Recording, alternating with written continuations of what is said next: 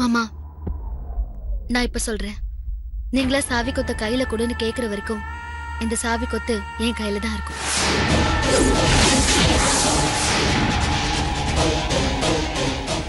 இது சத்தியம்.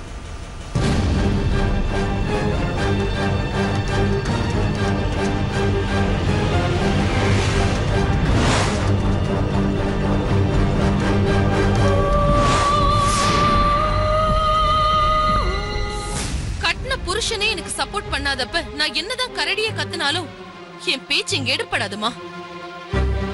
நம்ம குடும்ப கௌரவத்தை காப்பாத்த முடியாம கடைசி வரைக்கும் அந்த லக்ஷ்மி கிட்ட கையேந்தி அடிமையா இருக்க வேண்டியதான். இங்க பாருமா, இது எனக்கு சுத்தமா பிடிக்கல.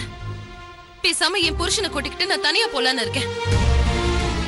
ஏய், இங்க பாருடி, நீ அந்த வீட்ல இருக்கும் போதே லட்சுமி இந்த துளு துள்றா. நீ வீட்டை விட்டு போயிட்டேன்னு வச்சுக்கோ, கேள்வி கேட்க ஆள் இல்லாம அவ ஆணவம் அதிகமாயிடும். அடுத்த தடவை நீ அங்க போனேன்னு வச்சுக்கோ, நீ யாருன்னு கூட கேட்க தயங்க மாட்டா. அந்த அளவுக்கு அதிகார போதையில இருக்கா. ஏமா, அதுக்காக தினம் தினம் இங்க இருந்து கஷ்டப்பட சொல்றியா? இல்லடி, அந்த வீட்டு சாவி கொத்து உன் கைக்கு வர வரைக்கும் நீ நடிக்க ஆரம்பி. என்னது? நான் நடிக்கணுமா? எதுக்குமா? இந்த பாருடி, இந்த காலத்துல உண்மைய யாரு நம்புறா? போலியா பொய்யான வார்த்தையில தான் எல்லாருமே மயங்கி போறாங்க. அதனால நீ லட்சுமி மாதிரி உன் மாமியார் மாமனார் மேல பாசம் இருக்கிற மாதிரி நடி. என்ன? அம்மா, எனக்கு சாவி கொத்த கொடுக்காத அவங்கள பார்த்தாலே எனக்கு பத்துக்கிட்டு எரியுது. அவங்க கிட்ட அன்பா வேற நடிக்க சொல்றியா? முடியாதுமா. இங்க பாருமா, அந்த வீட்டு அதிகாரத்தை பிடிக்க, உன் கௌரவத்தை காப்பாத்திக்க நீ நடிச்சுதான் ஆகணும். சிரிச்சு பேசி கூடவே இருந்து அவங்க கழுத்தை அறுக்கணும், கூடவே இருந்து குளிப்பறிக்கணும். அப்பதான் நாம நினைச்ச மாதிரி வாழ முடியும். லட்சுமி உன்கிட்ட சாவி கொத்த கொடுக்கற மாதிரி உன்னை நம்ப வச்சு எப்படியெல்லாம் நீ கழுத்த இருக்க முடியுமோ அதே மாதிரி அவளை நம்ப வச்சு கழுத்த இருக்கணும். இந்த பாரு, லட்சுமிய அந்த வீட்டுல தலையில வச்சு தாங்குன்னு தாங்குறாங்கன்னா அதுக்கு காரணம் உன் மாமியாரு. அவளாலதான் குணமாயிட்டு வரதா நம்புறாங்க. அவங்கள குணமாக்குற அளவுக்கு அவ என்ன டாக்டருக்கா படிச்சிருக்கா? காக்கா உட்கார பணமரம் விழுந்த கதையா அவ வீட்டுக்கு வந்த நேரம் 12 வருஷமா கொடுத்த மருந்து இப்பதான் வேலை செய்ய ஆரம்பிச்சிருக்கு. அந்த வீட்டுல இருக்கிற எல்லார் மனசுலயும் நீ இடம் பிடிக்க ஒரே வழி, உன் மாமியார நீ நல்லா கவனிச்சுக்கிற மாதிரி நடிடி. அவங்க மேல பாசமாவும் அவங்க சீக்கிரம் குணமாக நீ கஷ்டப்படுற மாதிரி நடிமா. நீ சொன்னியே ஊரு கோயிலு மரியாதை அந்த வீட்டு சாவி கொத்துன்னு, இது எல்லாத்தையும் நீ தேடி போக வேண்டாண்டி, தானா அது உன்னை தேடி வரும். அம்மா, இதெல்லாம் நடக்குமாமா? ஏய், நம்பிக்கையா இரு, கண்டிப்பா உனக்கு நடக்கும் தேனு. தேனு, பார்த்து பக்குவமா நடந்துக்கோ. நீ யாருக்கும் சந்தேகம் வராத மாதிரி நடிக்கணும். கண்ணு வச்சிரட்டுமா? சரிம்மா. சரிம்மா, நான் வச்சிடுறேன்.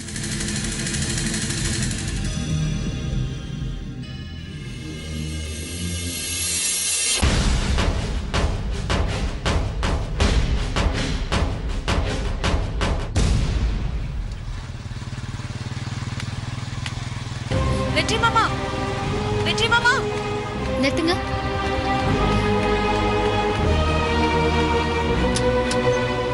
என்ன மோகனா? நான் உங்களை பார்க்க தான் வந்தேன். நந்தினி, இவதான் ரவுடி லட்சுமியோட தங்கச்சி மோகனா. மாமா, நான் உங்களை பார்க்க தான் வந்துட்டு இருந்தேன். நல்ல வேளை நீங்களே எதிர வந்துட்டீங்க. ஓ, என்ன பாக்குறதுக்கா? ஏ, எங்க அக்கா எனக்காக உங்களை விட்டுட்டு வேற யாரையோ கல்யாணம் பண்ண முடிவு எடுத்திருக்கா.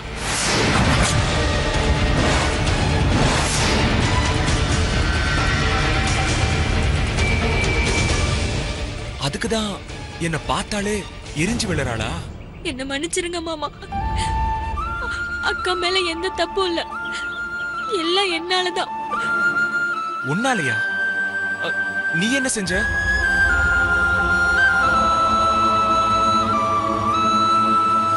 சொல்லு, நீ என்ன செஞ்ச? சொல்லு மோகனா. நான் செல்வம்னு ஒருத்தரை லவ் பண்றேன். நாங்க 2 பேரும் தனியா இருந்தப்போ அவசரப்பட்டு தப்பு பண்ணிட்டோம்.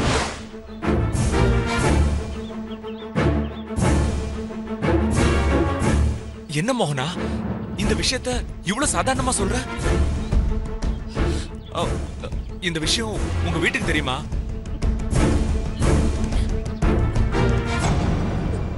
தெரிஞ்சு பெரிய பிரச்சனை ஆயிடுச்சு. எங்க அக்கா செல்வ வீட்டுக்கு போய் பேசி பார்த்தாங்க. என்ன சொன்னாங்க அவங்க? செல்வத்தோட அண்ணன் மைனராம், அவருக்கு கல்யாணமே ஆகலையாம்.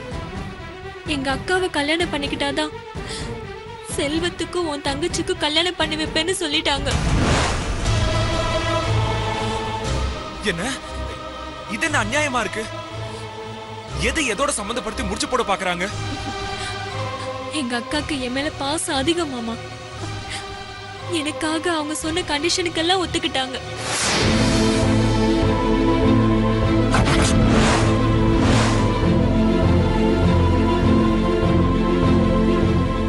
அவங்க யாரு கண்டிஷன் போடுறதுக்கு?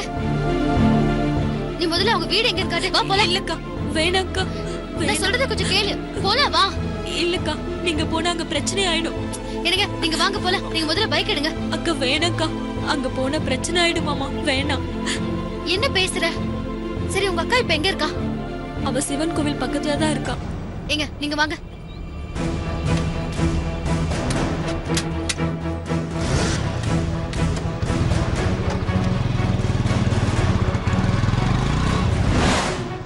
எப்பவும் எங்க அக்காவும் வெற்றி மாமாவும் நல்லா இருந்தாலே போதும்.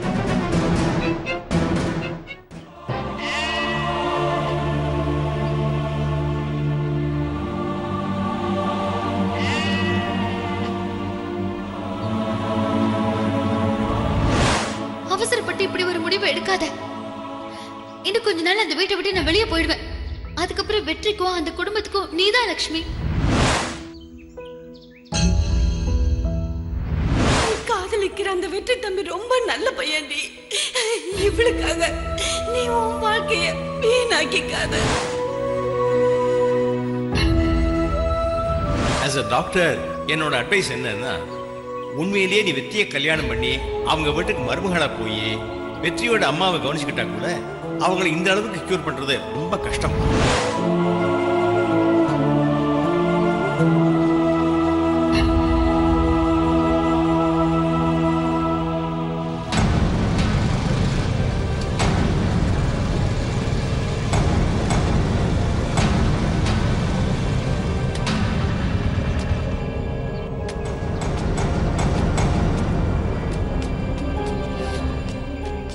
லக்ஷ்மி, லக்ஷ்மி நில்லு. எதுக்கு இப்ப எங்களை பார்த்த உடனே ஓடுற? துஷ்டனை கண்டா தூர விலகுன்னு சொல்லுவாங்க, அதான் போறேன். நல்லா நடிக்கிற லக்ஷ்மி. புரியலையா? இத்தனை நாளா நீ ஏன் அப்படி நடந்துகிட்டேன்னு எங்களுக்கு தெரிஞ்சு போச்சு. என்ன தெரிஞ்சு போச்சு இப்போ? உன் தங்கச்சி வாழ்க்கை நல்லா இருக்கணுங்கிறதுக்காக என் மேல நீ வச்சிருக்கிற பாசத்தை மறைச்சு நான் கோவப்படும்படி நீ நடிச்சது எனக்கு தெரிஞ்சு போச்சு. கதை நல்லா இருக்கே, யார் சொன்னா? லக்ஷ்மி, இது கதை இல்ல, உண்மை. நீ எங்களை ஏமாத்துறதா நினைச்சு உன்னைய நீ ஏமாத்திட்டு இருக்க. நீங்க 2 பேரும் சேர்ந்து என்ன ஏமாத்துறது பத்தாதுன்னு என்னையே நான் ஏமாத்திக்கணுமா? லக்ஷ்மி, நான் உன்னை ஏமாத்தலன்னு உனக்கு நல்லா தெரியும். இதுக்கு மேல நடிக்காத. உன் தங்கச்சிக்காக தானே இப்படி செய்யற. என்னமோ 2 பேரும் நேர்ல பார்த்த மாதிரியே பேசுறீங்களே. உன் தங்கச்சி மோகனாவே எங்க கிட்ட எல்லா விஷயத்தையும் நேர்ல சொல்லிட்டா.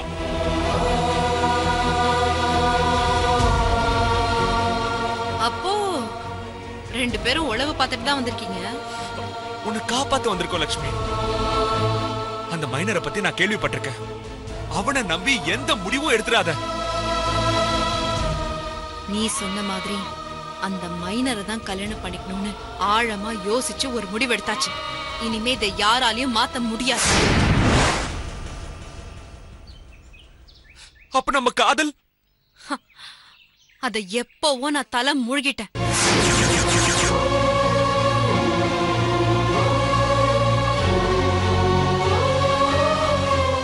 நான் இருக்கும்போது எப்ப வேற ஒருத்திய கூட்டிட்டு வந்து பொண்டாட்டியா நடிக்க வச்சியோ அப்பவே உன் மேல இருந்த மதிப்பு மரியாதை எல்லாமே போயிடுச்சு. இனிமே நீ யாரோ நான் யாரோ, போதுமா?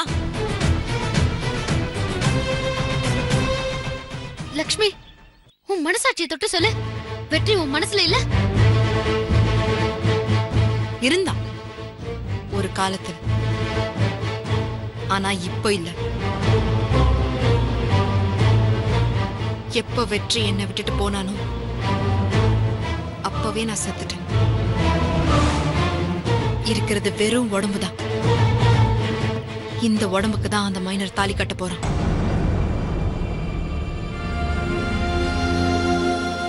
லக்ஷ்மி, உனக்கு பிடிக்காம தான் இந்த கல்யாணத்துக்கு ஒத்துக்கிட்டேன்னு சொல்ற. இப்ப ஒண்ணு கெட்டு போல. உன் தங்கச்சி லவ் பண்ண செல்வத்தோட அப்பா அம்மா கிட்ட நாங்க பேசி பாக்குறோம். ஏன் அங்க போய் அவன் நல்லா இருந்தா வெற்றியை விட்டுட்டு அவனுக்கு பொண்டாடியா நடிக்கலான்னு பாக்குறியா? லக்ஷ்மி, வார்த்தையை அளந்து பேசு. என்ன பொண்டாட்டிய சொன்ன உடனே கோவம் பொத்துக்கிட்டு வருதா? நீங்க 2 பேரும் ஒன்னா சுத்தும் போது எனக்கும் இப்படித்தானே கோவம் வந்திருக்கும். நீங்க பழகின பழக்கத்துக்கு இன்னும் 2-3 மாசத்துல இவ வாந்தி எடுக்க போறா. அதுக்கு முன்னாடி நான் அந்த மைனரை கல்யாணம் பண்ணிக்கிட்டு ஒரு வாரிசை பெத்து காட்டுறேன். என்ன லக்ஷ்மி, என்ன பழி வாங்குறதா நினைச்சு படுகுழியில விழுந்துராத. நான் எங்க விழுந்தா உனக்கு என்ன? நீ உன் வேலையை பார்த்துட்டு கிளம்பு. காதலிச்சவளுக்கு துரோகம் பண்ணிட்டு இவள நீ எல்லாம் இதுக்கே நியாயம் பேச வர? போ, போய் இவ புடவை ஏதாவது இருந்தா துவச்சு போடு போ. உனக்கு பைத்தியம் பிடிச்சிருக்கு, அதான் இப்படி எல்லாம் பேசுற. இப்ப நீ என் பேச்ச கேட்காததுக்கு என்னைக்காவது ஒரு நாள் நீ செஞ்ச தப்புக்கு என்ன தேடி வருவ. அப்ப நான் இருப்பேன்னு எனக்கே தெரியாது. ஏன் இவளை விட்டுட்டு வேற யார் கூட ஓடி போலான்னு பிளான் பண்ணிட்டியா? உன்கிட்ட பேசி பிரயோஜனமா இல்ல. நந்தினி வா.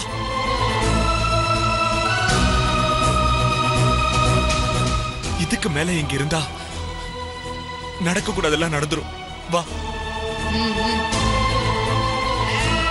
லக்ஷ்மி,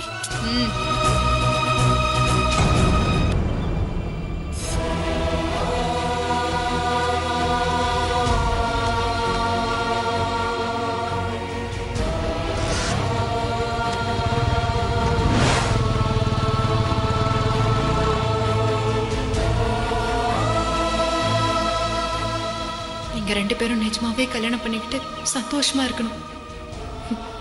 என்னை விட நந்தினி தான் வெற்றிக்கு ஏத்த பொண்ணு. கடவுளே, நீதான் அவங்க 2 பேரையும் ஒண்ணு சேர்த்து வைக்கணும். என் தங்கச்சி வாழ்க்கை நல்லா இருக்க நீதான் எனக்கு அருள் புரியணும்.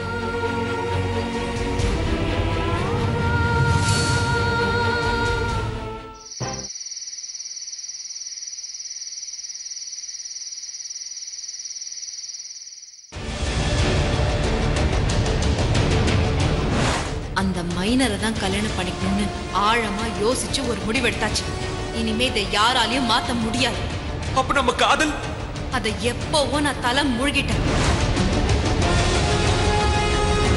இப்ப ஒண்ணு கெட்டு போல. உன் தங்கச்சி லவ் பண்ண செல்வத்தோட அப்பா அம்மா கிட்ட நாங்க பேசி பாக்குறோம். ஏன் அங்க போய் அவன் நல்லா இருந்தா வெற்றியை விட்டுட்டு அவனுக்கு பொண்டாடியா நடிக்கலான்னு பாக்குறியா? காதலிச்சவளுக்கு துரோகம் பண்ணிட்டு இவள நீ எல்லாம் இதுக்கே நியாயம் பேச வர? போ, போய் இவ புடவை ஏதாவது இருந்தா துவச்சு போடு போ.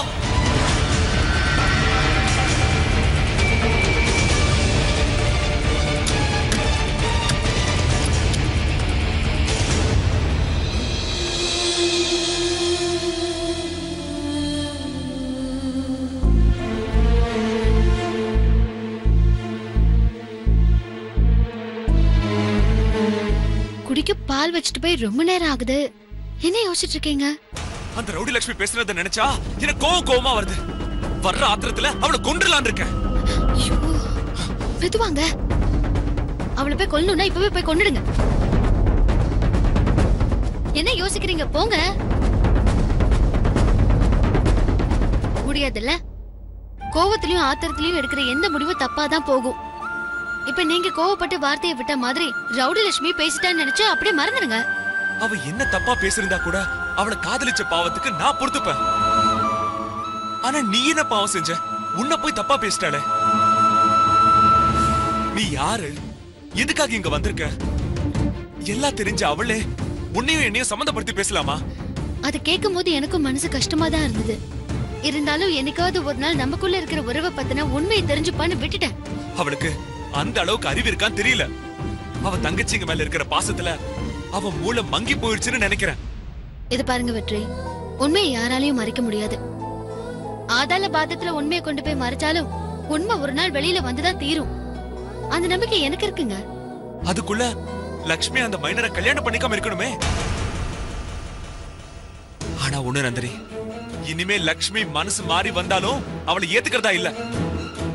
இப்பதானுங்க சொன்னேன், கோவத்திலயும் ஆத்திரத்திலயும் எடுக்கிற முடிவு தப்பாதான் போகும்னு.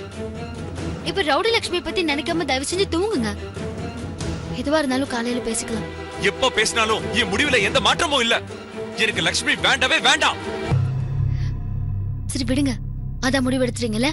பாலை குடிச்சிட்டு லைட் ஆஃப் பண்ணிட்டு நிம்மதியா தூங்குங்க. நாளைக்கு பேசிக்கலாம்.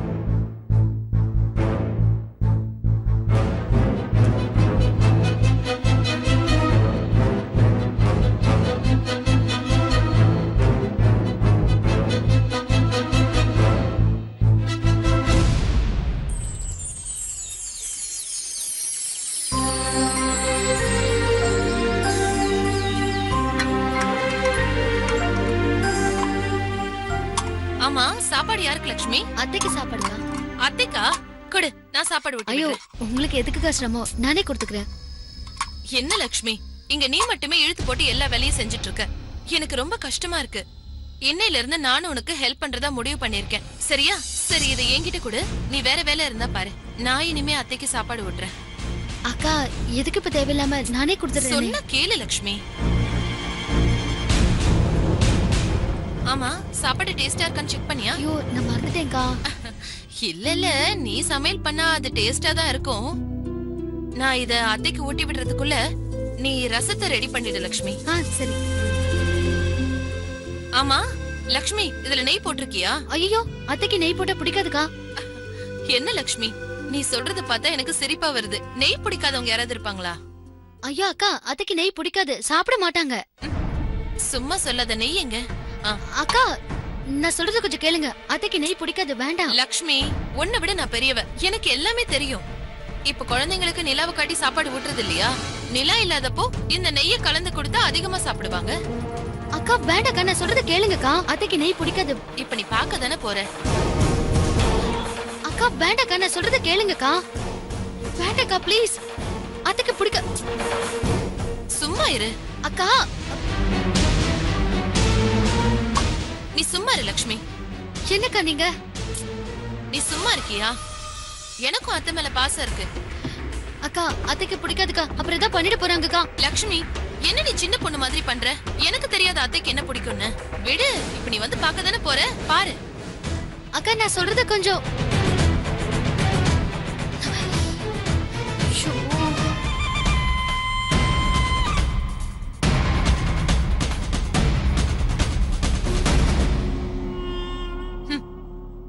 நீ மட்டும்தான் இந்த வீட்ல நல்ல பேர் வாங்குவியா?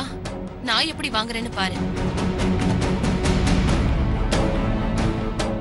அத்தை, உங்க மூத்த மருமக தேன்மொழி வந்திருக்கேன்.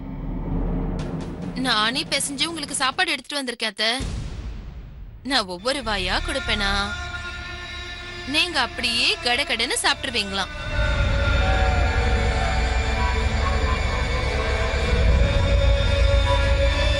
எங்க ஆக்காட்டுங்க, ஆக்காட்டுங்க, ஆக்காட்டுங்க அத்தை. உங்க மூத்த மருமகத்தை ஊட்டுறல, சாப்பிடுங்க.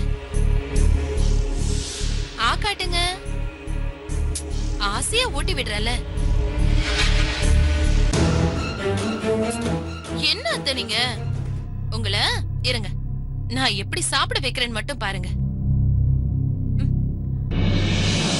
ஆ ஆ ஆ ஆ இப்ப எப்படி சாப்பிடுவீங்கன்னு பாருங்க. சாப்பிடுங்க. ஆ